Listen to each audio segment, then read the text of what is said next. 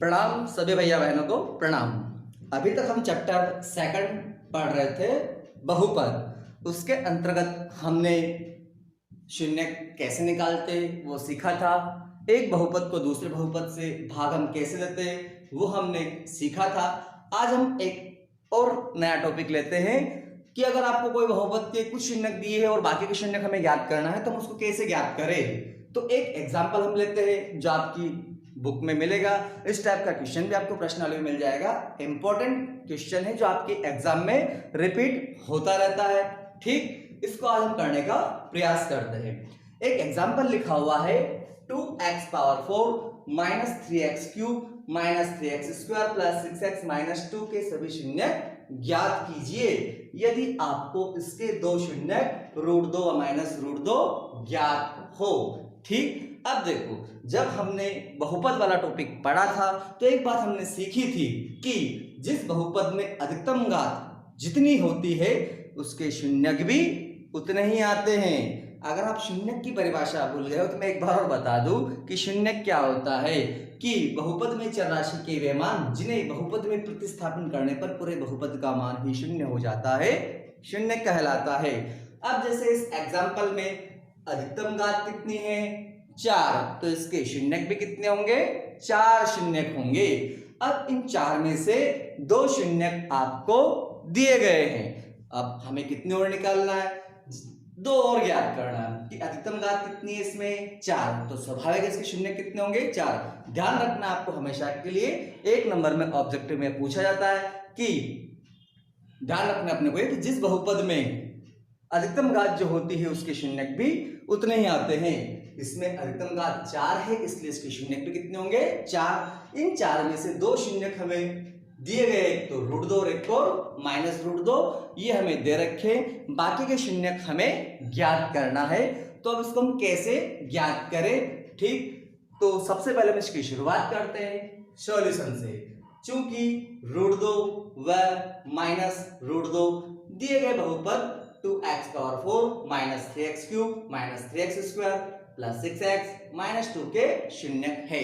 Question हमें कह रहा है कि 2 शून्यक रूट 2 और माइनस रूट 2 इस बहुपद के शून्यक हमें दे रखे हैं, ये हमने लिखा है।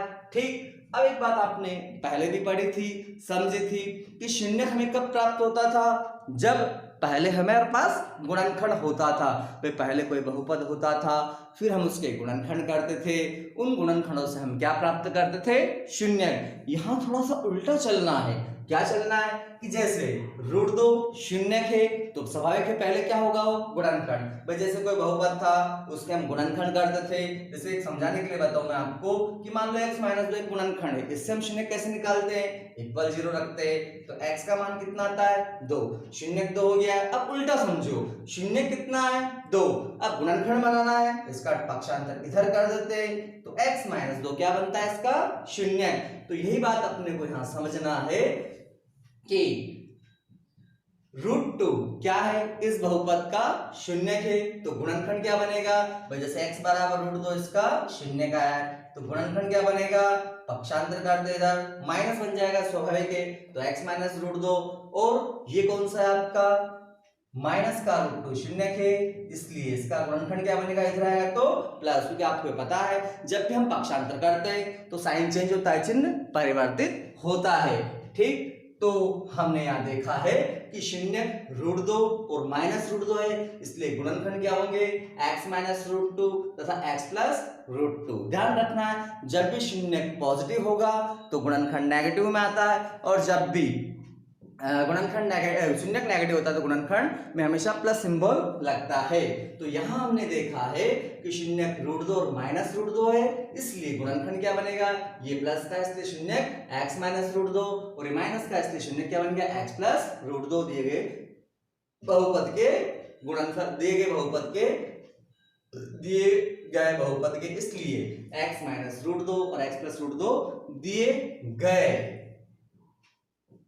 बहुपद के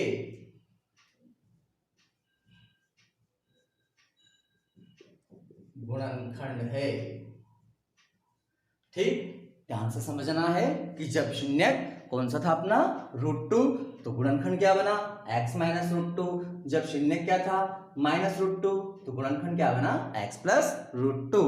अब यहां तक हम आ चुके हैं। अब समस्या ये आती है कि आगे कैसे करें इसको। तो हमारे पास में अगर एक ही गुणनखंड होता तो सॉरी एक ही शून्यक होता तो एक गुणनखंड बनता, उसी गुणनखंड से हम दिए गए बहुपद को भाग करते। लेकिन यहां पर हमारे पास में दो गुणनखंड बने। अब हम एक को छोड़ नहीं सकते हैं, इसलिए हम पहले क्या करते, जो दोनों ही गुणनखंड आए हैं इनका हम आपस में गुणा करते हैं।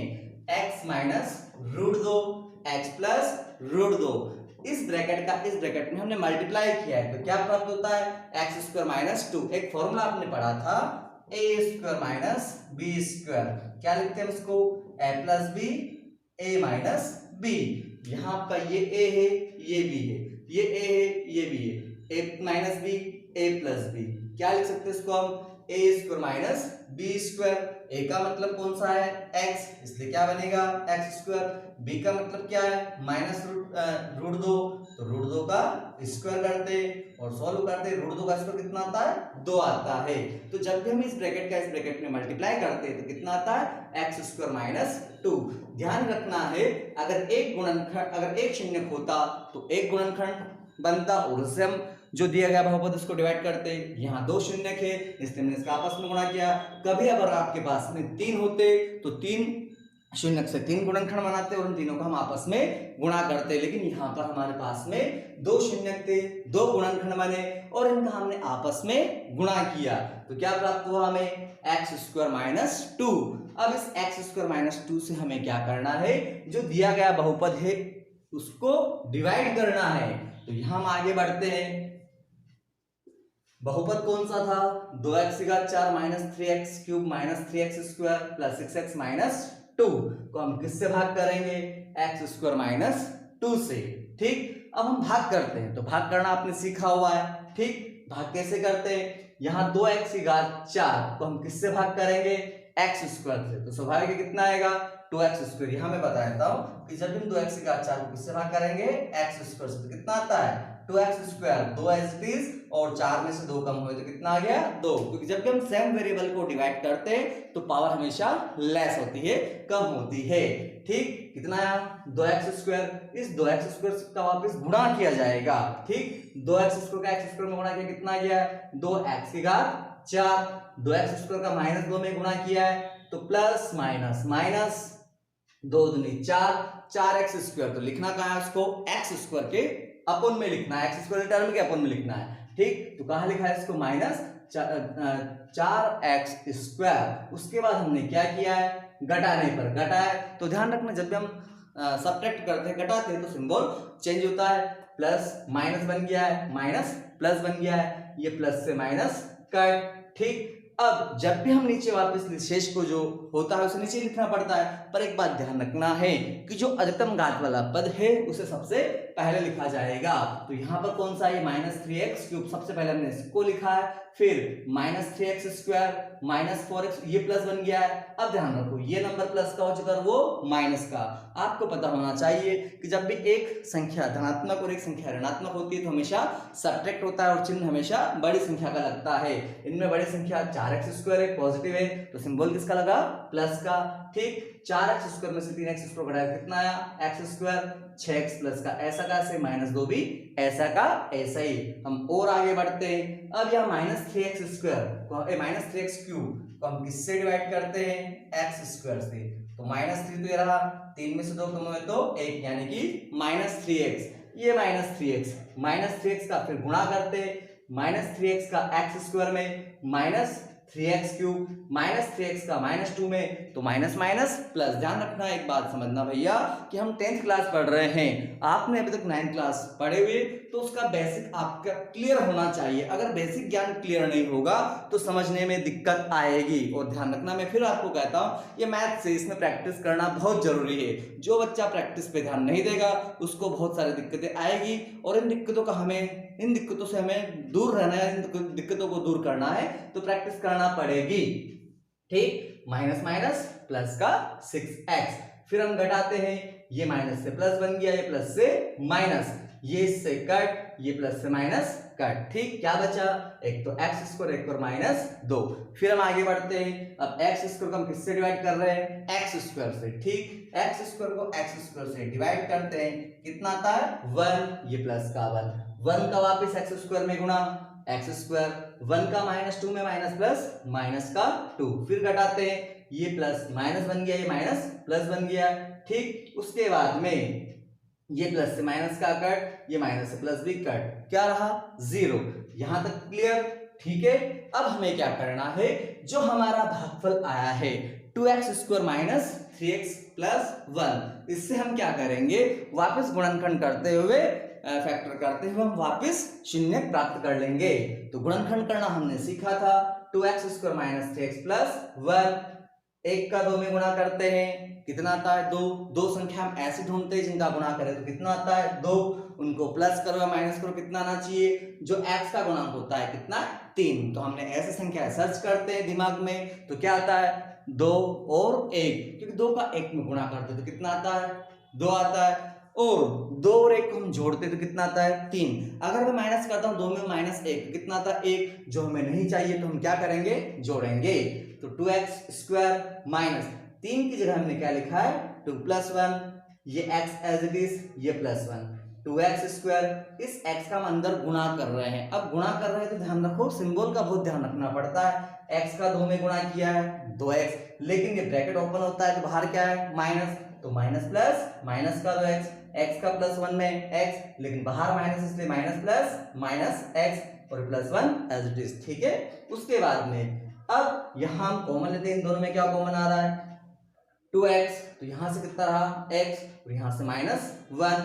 अब यहां समस्या ये आती है कि यहां हम कॉमन क्या ले रहे, जब कुछ भी कॉमन नहीं दिखता है तो हमेशा एक होता है। और एक और बात ध्यान रखना है, जब इन दोनों में कॉमन ले रहे हैं तो आगे क्या है माइनस, तो माइनस कॉमन लिया जाएगा और 1 ले लो, माइनस 1 कॉमन आता है तो ब्रैकेट में कितना रहेगा x। और एक बात ध्यान रखना, जब हम माइनस कॉमन लेते हैं तो अंदर सिंबल चेंज होता है, क्योंकि यहाँ ब्रैकेट लगता है, ये प्लस क्या बनेगा माइनस, ठीक। तो 2x x minus 1 minus x minus 1, अब x माइनस 1 यहाँ भी और यहाँ भी है, तो इस x माइनस 1 को हम कॉमन लेते हैं तो 2x माइनस 1 यहाँ बचा, ठीक। तो हमने क्या किया है, दो गुणनखंड हमें प्राप्त हो गए, इन दोनों गुणनखंड से हम वापस शून्यक प्राप्त करते हैं। पहला गुणनखंड कौन सा था x माइनस 1, इसको हम इक्वल 0 करते हैं तो x का मान कितना आता है 1, क्योंकि माइनस इधर आएगा तो प्लस। एक और क्या था 2x माइनस 1 बराबर 0, तो 2x बराबर 1, x बराबर कितना हो गया 1/2।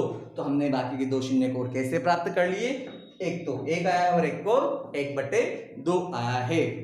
क्वेश्चन थोड़ा बड़ा है पर समझने का प्रयास करना, और फिर मैं आपको कहता हूं बेटा प्रैक्टिस करना बहुत जरूरी है, और मैथ्स समय मांगती है, मैथ्स को समय देना पड़ता है। बाकी के जो 5 सब्जेक्ट होते हैं वो बिल्कुल अलग टाइप के होते हैं, लेकिन मैथ्स अपने आप में एक अलग सब्जेक्ट होता है, इसको हम बाकी के सब्जेक्ट के जैसे नहीं पढ़ सकते, इसमें प्रैक्टिस करना बहुत जरूरी है। आप जितनी ज्यादा प्रैक्टिस मैथ्स में करोगे उतने अच्छा सीखोगे। इस क्वेश्चन को मैंने आपको समझाया है, आप इस क्वेश्चन को जब तक समझ में ना आए इस वीडियो को रिवाइंड करते रहे और देखते रहे, आपको समझ में आसानी से आएगा। एक बार आपको मैं बता देता हूं कि इसकी प्रोसेस क्या थी, ठीक। जो हमें दो शून्यक दे रखे थे, क्योंकि अधिकतम घात 4 थी, 4 शून्यक आते हैं, इसमें से 2 दे रखे थे, उन दोनों शून्यकों से हमने क्या बनाया गुणनखंड, ठीक। फिर उन गुणनखंडों का हमने आपस में गुणा किया है, तो एक हमें गुणन मिला x स्क्वायर माइनस 2, इससे हमने दिए गए बहुपद को भाग किया है। भाग करने पर जो भागफल आया था उसी भागफल से हमने गुणनखंड प्राप्त किए और उन गुणनखंडों से हमने शून्य प्राप्त कर लिए। तो इस प्रकार से कोई सा भी क्वेश्चन आओ आप उसको आसानी से कर सकते हो। बुक में भी ऐसा क्वेश्चन दिया हुआ है, आप उसको करने का प्रयास करना, ठीक। धन्यवाद।